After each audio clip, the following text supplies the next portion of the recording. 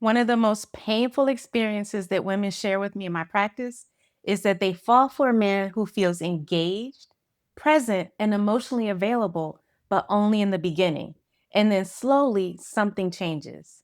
He starts pulling back, he becomes harder to reach emotionally, the texts slow down, the conversations start to get more surface level, and suddenly you find yourself asking the question that many women ask: what did I do wrong? We're going to dig into why this happens, what you should do, and what not to do, and really trying to understand the psychology of avoidantly attached men so you don't drive yourself crazy. Stay tuned. We're going to dig in. Welcome to the Secret Formula of Femininity for women who want to live a more feminine, fun, and fabulous life. I'm Dr. Nicole Monteiro, your host on this weekly journey to unlocking your inner radiance, nurturing fulfilling relationships, and becoming the best version of yourself.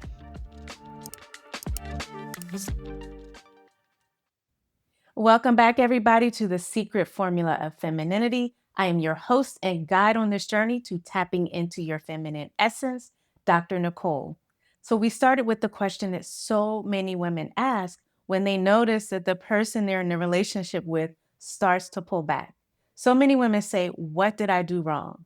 So in this case, you might try to adjust how you're behaving. You might try to give him more space. You might try not to ask for too much, walking on eggshells. You tell yourself, don't be too needy. But somehow, the more you try to adapt, the more he seems to drift away. So it's causing the very thing that you're trying to avoid. Today, I want to talk about something that creates so much confusion in modern relationships and dating, and that is avoidant attachment. And specifically, what so many women misunderstand about men who have this pattern. Now, don't get me wrong, there are women who have avoidant attachment. Both men and women have different attachment styles. There are men that have anxious attachment, avoidant attachment, and secure attachment. There are women who have the same. But a pattern that I hear so much about is when a woman is with a man who has an avoidant attachment style. And specifically, there's so much that women misunderstand about men who have this problem. Because the advice that women are often given is this: if he's avoidant, give him space. But space alone does not create security. Remember, we're talking about attachment here. What actually matters, though, is the emotional climate between the two of you. There's this dance that so many women know well. Many women I've talked to describe their relationship with an avoidant partner as like a dance that they're just trying to get the right steps to. You move closer, he steps back. You step back, he might lean in for a moment. But the second you express a need or ask for more connection, he falls back and withdraws again. This push-pull dynamic can feel so destabilizing. Women feel like they're going crazy, and it often leaves women questioning themselves and leading to self-doubt. Questions like, am I too much? Am I asking for too much? Should I just relax and let things flow? Or should I just try harder? Over time, this creates anxiety. And what happens when we have anxiety? When anxiety rises, most people try to solve it by talking more, talking about the problem, explaining more, trying to fix the relationship through communication. And I talked in the last episode about why communication sometimes is not the fix that you think it is. But here's something important that you also have to understand. For someone with avoidant attachment, intimacy itself can trigger a stress response. That's right, a response in their body that makes it feel like the only thing they can do is withdraw or pull back. Avoidant behavior is often misunderstood as indifference. That's what it feels like. I often say that for men, tone is a trigger. I hear so many men say, the way she talked to me triggered me. But for women, a sense of you being indifferent and not caring can be extremely triggering. But in many cases, for the avoidant person, their avoidance is actually a protective strategy. For people who grew up in environments where their emotional needs were dismissed, ignored, criticized, for these people, closeness can feel overwhelming. Their nervous system learned pretty early that connection equals pressure. So when a partner expresses strong emotional needs, their body interprets it as a threat to their autonomy, to their independence, and their sense of being their own person. And their nervous system does what nervous systems do under threat. It creates distance. Remember, the nervous system is there to protect you. You're either going to fight, you're going to flee, you're going to freeze. So for people with an avoidant pattern, this distance is protective. It's not because they don't care, but because closeness actually activates stress within them. This is why chasing or demanding reassurance or trying to prove your love often backfires. Over communicating, over explaining, dealing with your anxiety about the situation by wanting to know more, it backfires. It ends up confirming the exact fear that their system was trying to avoid. And that fear is that relationships will consume them. You'll hear me talk a lot about how we all have a need for both closeness or intimacy and separateness or independence in relationships. Well, each of us has a different configuration of these needs. The person who's more anxiously attached needs more connection or closeness or enmeshment sometimes. And the person who is more avoidantly attached needs more independence. So their fear is that relationships will erase that from them and consume them. So, what do avoidant men actually need? Now, this is where things get a bit counterintuitive because what many avoidant men actually crave, and sometimes they don't consciously realize it, is emotional safety. But safety does not feel like intensity, so intense emotions or expressions of emotions. Instead, safety feels like calm. And this leads to the first thing that they deeply respond to, which is a calm presence. Avoidant partners tend to respond well to someone who is regulated within themselves, someone who is emotionally steady, not someone who tries to fix them or analyze them or figure out the problem. And this is because when someone feels like they're being studied, corrected, or improved or fixed, it reinforces their belief that relationships are demanding. Like I said earlier, that it's going to consume them.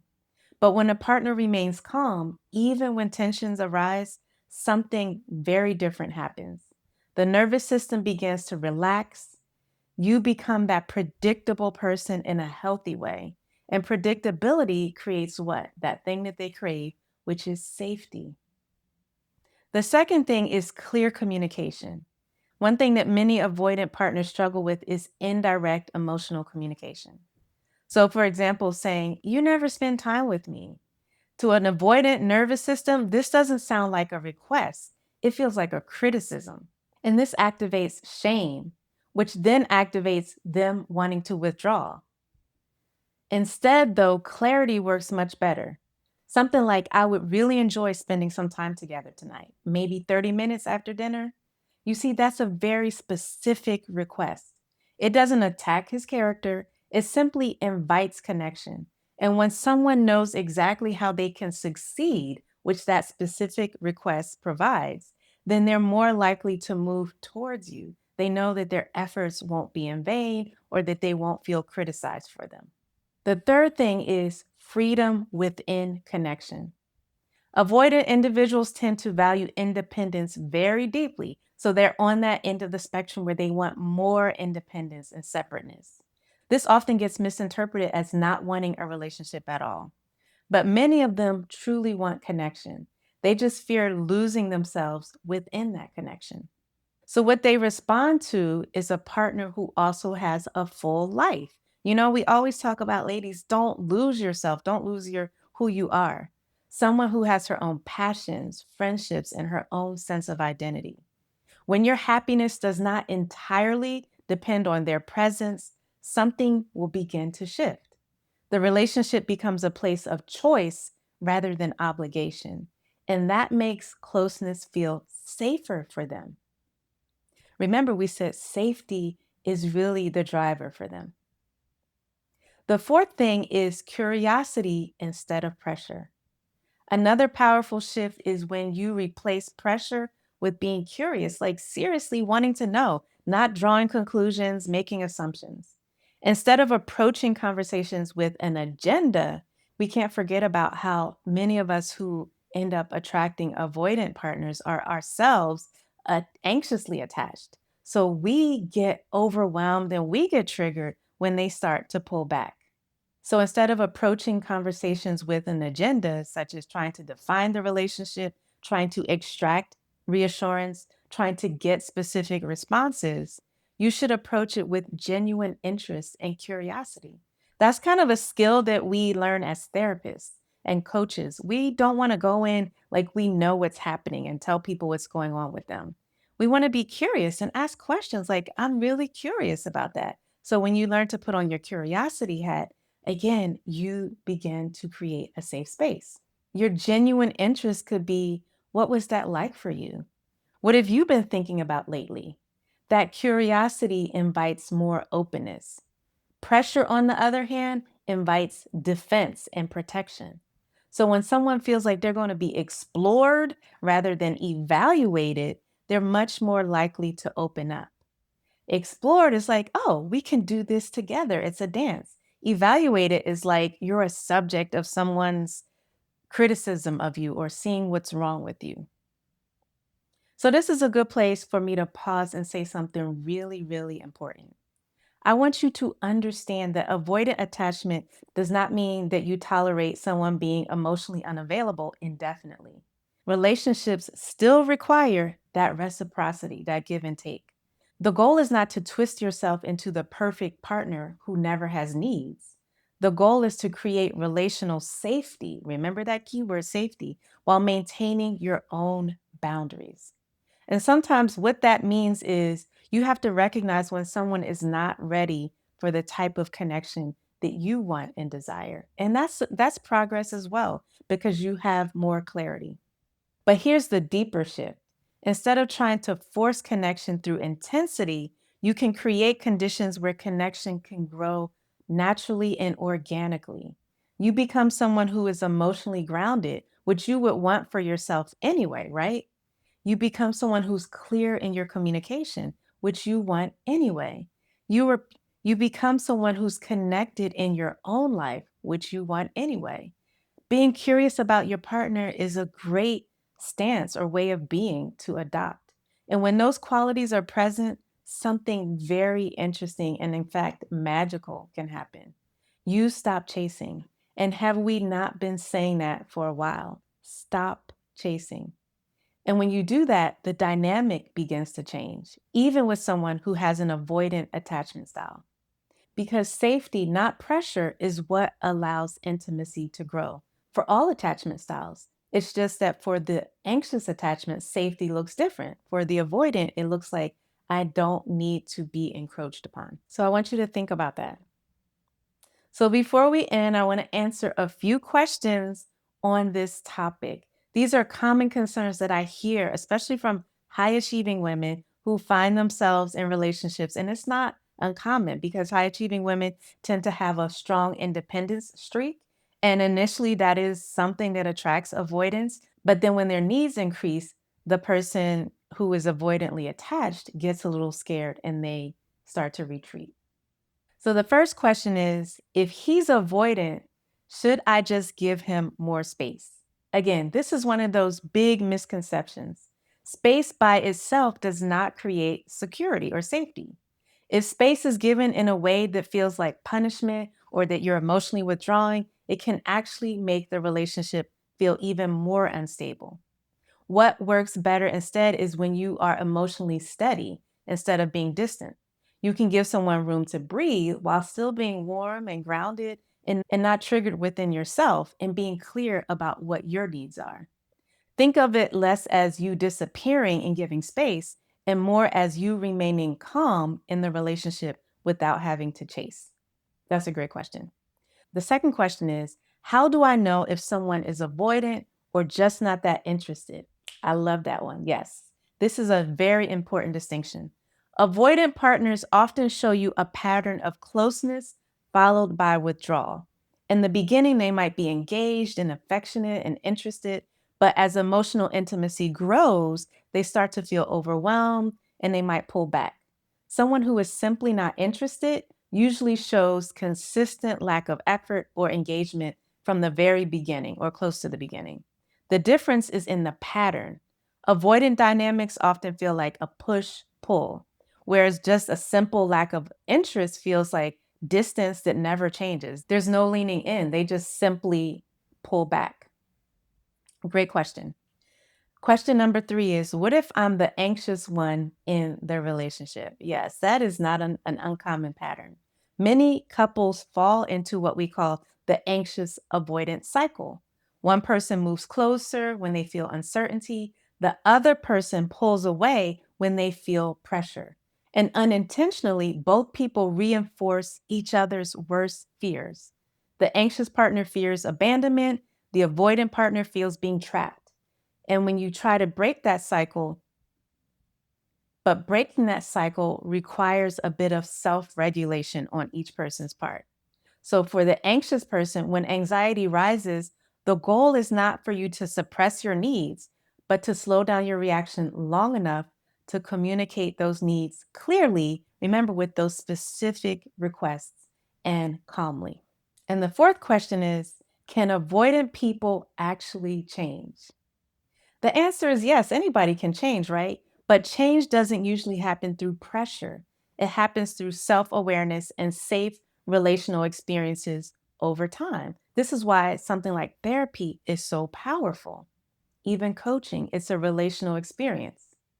When someone repeatedly experiences connection without feeling controlled or criticized, their nervous system begins to associate intimacy not with stress or needing to defend themselves, but with safety instead. But here's an important thing to know: you cannot do that work for someone else.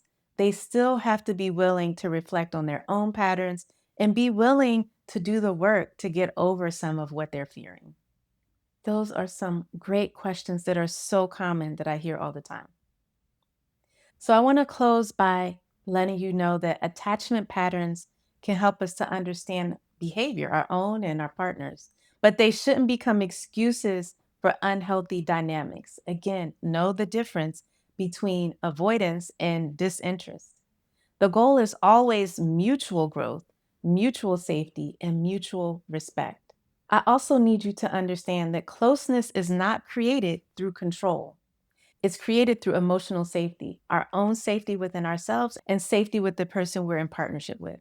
When someone's nervous system feels safe with you, their defenses begin to soften. And that's when real connection becomes possible. If this conversation resonates with you and you want to learn more about how you can communicate your needs, regulate your nervous system in relationships, and build secure connection, this is exactly the work we do inside the Boundaries to Bliss Society Inner Circle. This is where we focus not just on attraction or dating strategies, but the deeper emotional skills that create and maintain healthy relationships. You can find out more about it at the link in the show notes. Remember, share this with someone that you know needs to hear this. And don't forget to give us a like, a subscribe, and a review. And as always, share in the comments what stood out most for you from this episode. Thank you so much for joining. I cannot wait to see you in the next episode. Until then, stay soft, stay regulated, and stay feminine. I'm Dr. Nicole.